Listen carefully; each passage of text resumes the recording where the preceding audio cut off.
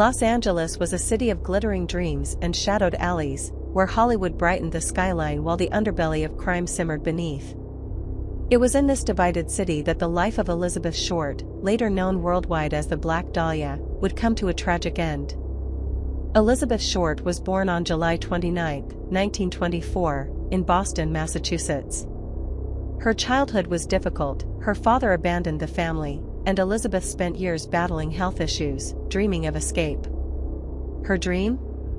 Hollywood. A place where she imagined her face glowing under marquee lights. Elizabeth drifted between jobs and cities, carried by her ambition and the kindness, or interest, of strangers. She was known for her striking black hair, distinct, stylish wardrobe, and a mysterious, quiet aura. People remembered her, even if she didn't stay long. She often spent time with servicemen, aspiring actors, acquaintances, and people she met in restaurants, bars, and hotels, never staying rooted, always drifting. Elizabeth was last seen alive at the Biltmore Hotel in downtown Los Angeles. She told staff she was waiting for someone, who, no one knows. This was the last confirmed sighting. Everything after this becomes fogged with conflicting witness statements, unreliable recollections, and the mystery that would captivate the world.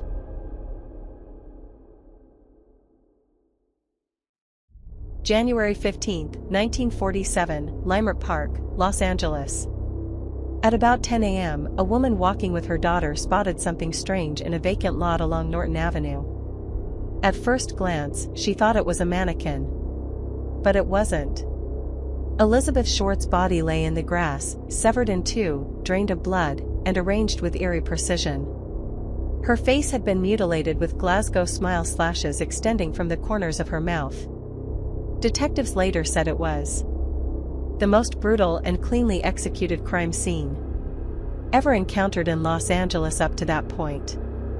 There was no blood at the scene. Whoever killed her had murdered her elsewhere and transported her body with meticulous care. The press quickly seized upon the case. Reporters coined the nickname the Black Dahlia, likely inspired by a popular movie at the time, The Blue Dahlia, and Elizabeth's dark clothing. The more the police investigated, the more chaotic things became. Reporters sneaked into Elizabeth's mail, her belongings, even her family's private grief. The LAPD estimated over 150 suspects during the investigation. 1. Robert Red Manley, a salesman who had been with Elizabeth shortly before her disappearance. He passed 2 lie detector tests and was eventually cleared. Dr. George Hodel, a wealthy, eccentric physician whose son later claimed he believed his father was the killer. Hodel's mansion hosted unusual parties, and rumors of darker activities persisted. Hodel fled the country for several years after the murder. He became a central figure in modern theories. Leslie Dillon, a bellhop and aspiring writer. He became a suspect after describing the murder in obsessive detail. He was never charged. Several others, actors, servicemen, mob figures, anonymous drifters, most were quickly dismissed. Despite the frenzy, no one was ever arrested. Several days after the murder, the newspaper The Examiner received messages and a package. Elizabeth's birth certificate, her social security card, personal photographs, an address book, and some clothing. The letter was signed The Black Dahlia Avenger. The items were wiped with gasoline to remove fingerprints. This convinced police the killer was following the case closely and enjoying the attention.